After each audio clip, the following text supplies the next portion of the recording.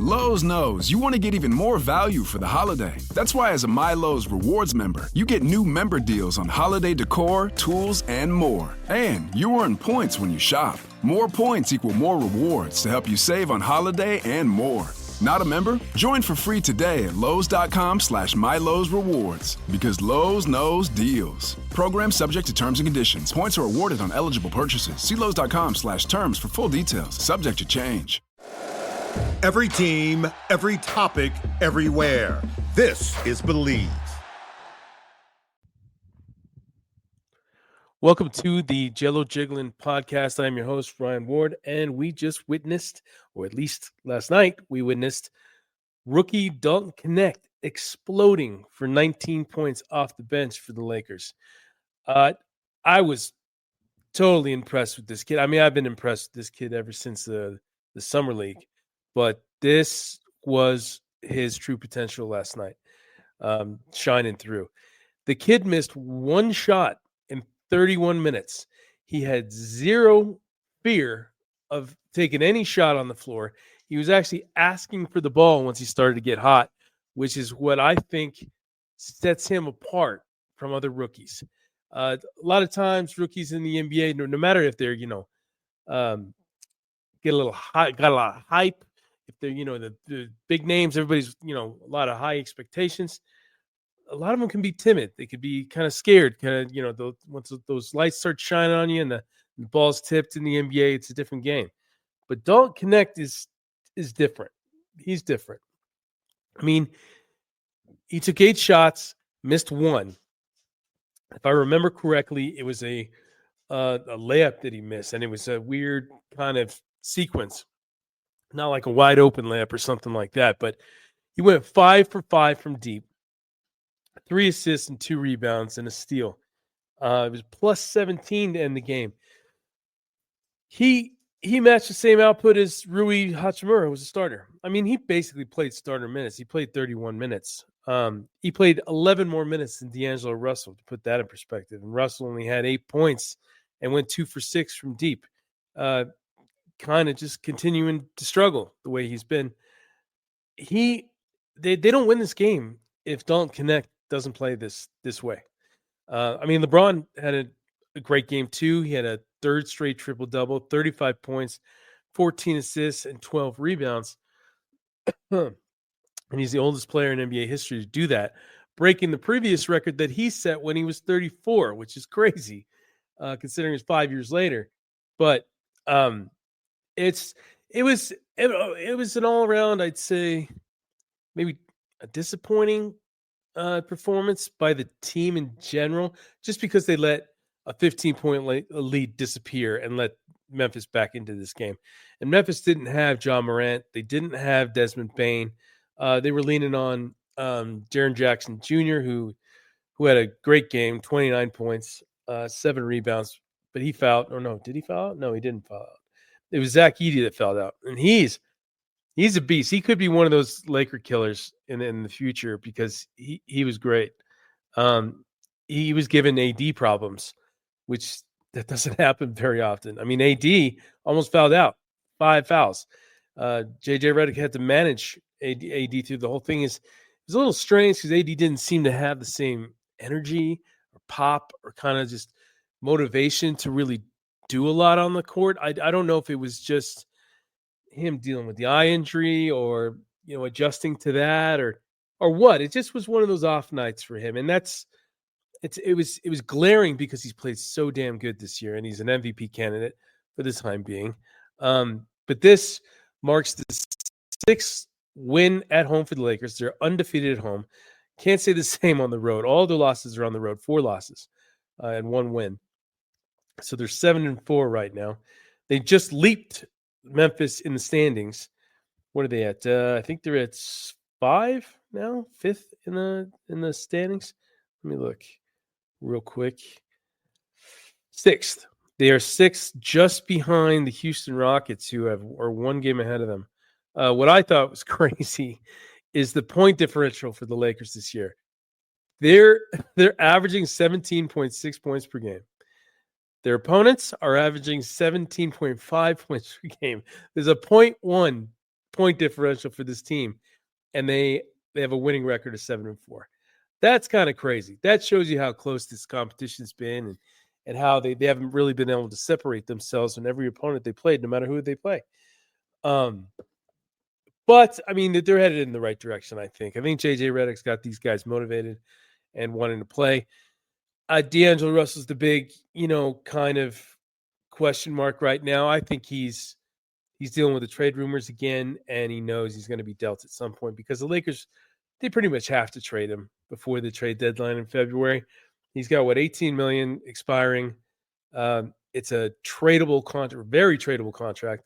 The thing is, I think there was a report by Dave McMenamin from ESPN yesterday that nobody's biting.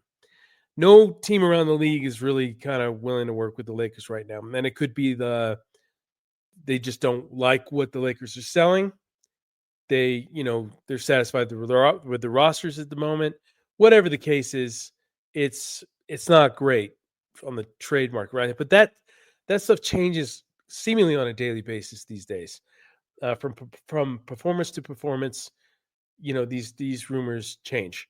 And, with teams like Milwaukee struggling, Philly struggling, teams that have expectations, even Dallas is struggling, Minnesota's not playing that well. They both have 3 losses in a row, which is kind of crazy.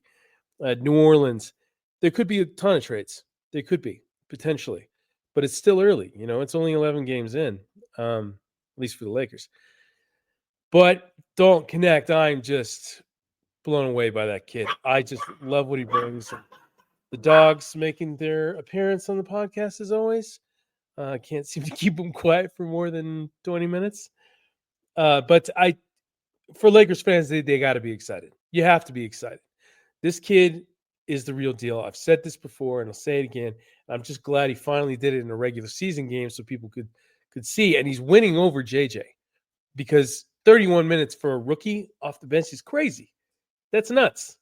And he's out playing all the other guys that should be playing well. Max Christie didn't even see the floor last night. He was DNP. Gabe Vincent, another 0 across the board. All he put up, stats-wise, was 2 personal fouls and 0 for 6 shooting in 13 minutes. He played 13 minutes. D'Lo has not been impressive at all. I mean, Cam Reddish has played well. He didn't have the greatest game last night, but, I mean, he did his thing defensively, 2 steals and a block in 23 minutes. But, I mean, that shows you right there. Knecht has played 31 minutes. That's well over what D'Lo played. It's well over what Gabe Vincent played. It's well over what Reddish played, which was 23 minutes. He's playing starter minutes. So, I mean, I wouldn't be surprised at some point he becomes a starter, because he's that talented. But I think the value there is him off the bench, because the bench is so weak. I mean, it's piss poor at this point. He's the only one that gave you much of anything. I mean, D'Lo chipped in with 8 points. Koloko 4. Koloko was another one that I thought had a good game yesterday. Not a great game. He only played 13 minutes and was helping fill in for Jackson Hayes, who's on the mend now for 1 to 2 weeks until he's reevaluated due to an ankle sprain, which I'm guessing is worse than what's being reported, because 1 to 2 weeks and then reevaluated, that's got to be a bad ankle sprain. But he had 4 points, 2 for 2, caught a couple lobs, which was really nice, which didn't see coming. He still gets bodied up by these bigs with size like Triple J and Edie. That's going to be a problem. He's a skinny dude, he doesn't have a lot of weight on his bones, so he's going to get pushed around by these guys. So he needs an X factor there somewhere, like some speed or something. And I just don't see that. But he looked pretty comfortable last night. Or at least he was getting to that point. LeBron is seeing him more. He could have a good role here. This 1 to 2 weeks, or however long Hayes is going to be out, is going to be Koloko's kind of test period, right? This is going to be his audition to have a role on this team. And I think he's got a decent chance, because I think he might bring more to the table than Jackson Hayes. if he lives up to his potential. So it's going to be interesting to see what he can do moving forward. But like I said, I am blown away by Knecht. Kid locks in. He's not afraid of the moment at all. I mean, I do wish he would do more, inside and not so perimeter based. But he had one sweet fadeaway that was just perfect timing. The way he pulled it off, nobody saw it coming. He's starting to show what he can do, and it's that confidence level that really gets me. I think the kid's he's just a baller. I mean, I can't come up with any other kind of description for him. He is a baller. This kid, there's a reason why there's a lot of hype and there's a lot of people amazed that he fell to 17 because he can play. I mean, he is older, right? He's old. He's 2 years older than Max Christie, but he's already producing more than Max Christie ever has. So he's going to steal that spot in the rotation, it looks like. And he might even leap ahead of Gabe Vincent. I mean, he's already had a better game than I think Vincent's had in his entire stint with the Lakers so far, which is crazy. I mean, obviously it's all about consistency. He's got to do it night in, night out. And if he does that, JJ's going to lean on him more and more, and he's going to get these kind of crazy minutes. 31. I mean, the more I look at it, I'm like, damn, 31 minutes is wild off the bench for a rookie. And this is the Lakers. This isn't the Charlotte Hornets. You know what I mean? This is a team that's got, expectations and demands and pressure, and he's already there. I mean, I can't wait to see him against San Antonio on Friday and see if he can follow it up with the same kind of performance. He's going to get run. He's going to get some run because JJ can't lean on Christie, obviously. Didn't even see the floor, which is crazy already. Gabe Vincent, can't count on him. D'Lo's getting less and less reliable. So he's got to get it somewhere. I mean, all the starters played pretty well yesterday. Reddish, it's not so much the stat sheet as what he brings defensively, and I think he's done a good enough job to remain in the starting lineup over D'Lo. Rui played well, 19 points. Davis did what he could in the time that he was on the floor, 21, 14 rebounds and 3 blocks, 3 assists. Didn't shoot great. He did hit 2 big threes down the stretch, which was nice to see. He is still kind of reluctant to take that shot, and I don't blame him because he's not a great three-point shooter. But he seems to hit them when they need them the most, which is great. But we'll see how this comes together. I mean, it did create a lot of optimism in my mind that if Knecht can become this guy that they can count on the bench, there is some light at the end of the tunnel for this team in terms of being able to compete. I wouldn't call them, I'd say they're far from title contenders, but I think they could be a middle of the pack team and potentially a little bit higher if they keep going this way. It's just the West is just so damn good.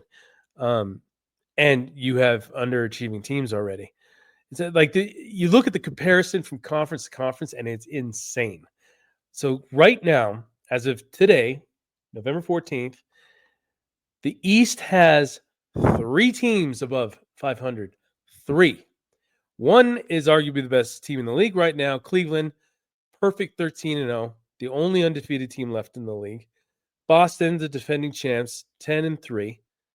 And then you got the Orlando Magic at 7-6. 7-6 is in third place. So that means if the Lakers were in the East, they'd be above Orlando right now in third place. That's how crazy that is. The rest of the East from Orlando down has a losing record. That includes New York, Indiana, Miami, Milwaukee, Philly. I mean, it's just garbage basketball. It's sad to see, really, because I was kind of excited because, when both conferences are somewhat stacked, and, it's like I thought New York was going to be awesome. I thought Indiana had potential to be really good. I mean, it's early, but still. Philly's been a dumpster fire. Milwaukee's been a dumpster. I mean, Milwaukee's looks like it's turning around a little bit. They got 2 wins in a row right now. but they only got 4 on the season. They already lost 8. Whereas in the West, you have only 4 teams below 500. 4, and one of them is Dallas, and they're only a game back of being 500. So essentially, you have 3 awful teams: Portland, New Orleans, and Utah. And New Orleans is because they're just totally ripped apart because of injuries. Like Zion's out, Jose Alvarado just went down, McCollum's out, Herb Jones is out. It's basically Brandon Ingram and a bunch of G Leaguers. Well, I mean, essentially, which we'll see on Saturday, and hopefully the Lakers use that as like a tune-up game to where they can really turn it on, because I think the game that should be circled on their calendars is right around the corner. See, they got a 2-game road trip starting tomorrow in San Antonio, which is an NBA Cup game, which should be fun just from the Wemby factor, because he just dropped 50 on Washington. So he's like hitting his stride. I mean, that's a career high for him. And then New Orleans on Saturday. And then next week, it should be 3 games that should be easy wins. Or, they should be the better team, and they should come out with a W. San Antonio, New Orleans, Utah. And then it gets tough. Very tough for a 3-game stretch. Orlando, and then the big game, Denver, next Saturday, November 23rd. And then they go at Phoenix, and then at San Antonio again, and then OKC. So basically, leading up to Thanksgiving, it's pretty tough. Pretty tough. It's going to be a good test. And hopefully, we get some good news, because we got bad news about Christian Wood. Like, he is going to be reevaluated in a month, which is awful. That could be like the storyline with him all season long. No update on Vando, so who knows when he's coming back. I mean, those are 2 key pieces to the puzzle. I'm not saying they're essentially game changing. I mean, maybe Vando, if he is 100%, but like we saw last year when he came back, he wasn't himself for weeks. So who knows with that? They basically have to lean on who they have right now for quite a while, potentially months, which sucks, but it is what it is. And they got to handle it. And I think they've done a better job than most people expected, being at 7-4. But like I said, it's all about Knecht right now for me. The bench has been my biggest issue, or like what I think the Lakers' biggest issue is at the moment. So seeing this is definitely promising. I just kind of wish the other guys coming off the bench would follow his lead, which is crazy to say, follow a rookie's lead. But it is just 1 game. Who knows? He might regress right away. I don't think so. I think this kid just is going to get more and more confident, and he's just going to get more and more reps and shots, and it's going to be fun to watch. I love watching these young guys develop, especially when they show promise like this early.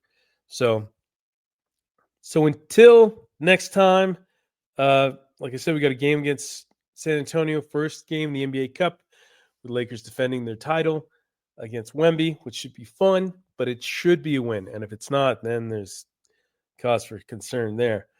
But until then, see you. If you like the show, please take a moment to rate, review, and subscribe. It really does help the show to grow. Thank you for listening.